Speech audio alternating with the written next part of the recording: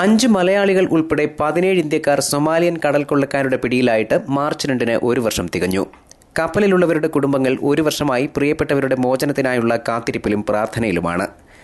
അവരിതെങ്ങനെയും പരിഹരിക്കുന്നില്ല. VS 2 പ്രാവശ്യം വിളിച്ചു, ടെലിഫോണിൽ വിളിച്ചു. NSS general secretary Sukumaran Nair നമ്മുടെ മുഖ്യമന്ത്രിയുടെ ഇടപെടൽ കൂടാതെ സുകുമാരൻ നായർ 1 പ്രാവശ്യം ഫോണിൽ വിളിച്ചു, 2 പ്രാവശ്യം നേരിട്ട് മന്ദം ജയന്തിക്ക് ഇയാളുണ്ടായിരുന്നു.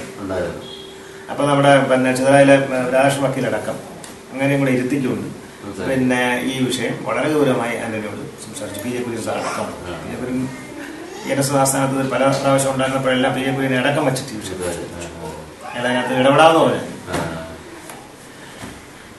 എന്നിട്ട് എന്താണ് സംഭവിക്കുന്നത് നമുക്കൊരു പിടിയില്ല.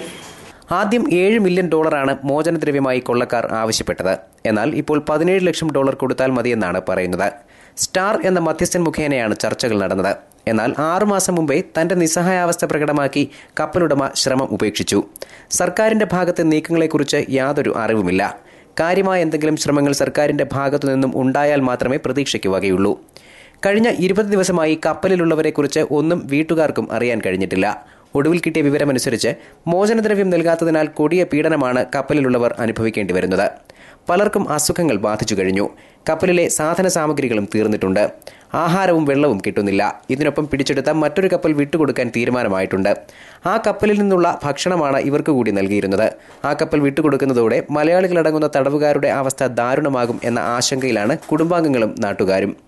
ചടയമംഗലത്ത് മോനിഷാലയത്തിൽ മനേഷ് മോഹൻ എന്ന 24-കാരൻ, ഒറ്റപ്പാലം അമ്പലവട്ടം പൗർണമിയിൽ മിഥുൻ, മലയം അഞ്ചനത്തിൽ അർജുൻ, ഇരിങ്ങാലക്കുട മാപ്രാണം ഇരിക്കത്ത് പറമ്പിൽ സിബിൻ ഡേവിഡ്, കുരുവന്നൂർ തേലപ്പിള്ളി മംഗലത്ത് സ്റ്റാൻലി വിൻസെന്റ് എന്നിവരാണ് കൊള്ളക്കാർ തട്ടിയെടുത്ത കപ്പലിലുള്ള മലയാളികൾ. ഇന്ത്യക്കാരെ മോചിപ്പിക്കുന്നതിനായി കേന്ദ്ര സർക്കാർ ഇടപെട്ടെങ്കിലും കാര്യമായ പുരോഗതി ഉണ്ടായിട്ടില്ല. Chadayamangalam MLA Mullakkara Ratnakaran, KN Balagopal MP എന്നിവർ നിരന്തര ശ്രമങ്ങൾ നടത്തുന്നുണ്ട്. NSS general secretary G Sukumaran നായരുടെ നേതൃത്വത്തിൽ പ്രതിരോധ മന്ത്രി AK ആന്റണിയെ നേരിട്ട് കണ്ട കാര്യം ബോധ്യപ്പെടുത്തിയിരുന്നു. മുഖ്യമന്ത്രിയും വേണ്ട സഹായങ്ങൾ നൽകാം എന്ന് പറഞ്ഞതല്ലാതെ മുന്നോട്ട് കാര്യങ്ങൾ നീങ്ങുന്നില്ലെന്നാണ് വീട്ടുകാരുടെ പരാതി. രക്ഷിതാക്കൾ സംയുക്തമായി UPA അധ്യക്ഷ സോണിയാഗാന്ധി, പ്രധാനമന്ത്രി എന്നിവരെ നേരിട്ട് കണ്ട സഹായം അഭ്യർത്ഥിച്ചിരുന്നു. ഷിപ്പിംഗ് മന്ത്രാലയത്തിന് മുന്നിലും സെക്രട്ടേറിയറ്റിന് മുന്നിലും നിരാഹാര സമരം ഉൾപ്പെടെ ഇവർ നടത്തി. ഒടുവിൽ ക്യാബിനറ്റ് സെക്രട്ടറി അജിത് സോഫിയുടെ നേതൃത്വത്തിൽ പ്രതിസന്ധി നിവാരണ സംഘം രൂപീകരിച്ചെങ്കിലും ബന്ദികളുടെ മോചനത്തിന് നടപടിയൊന്നുമായിട്ടില്ല.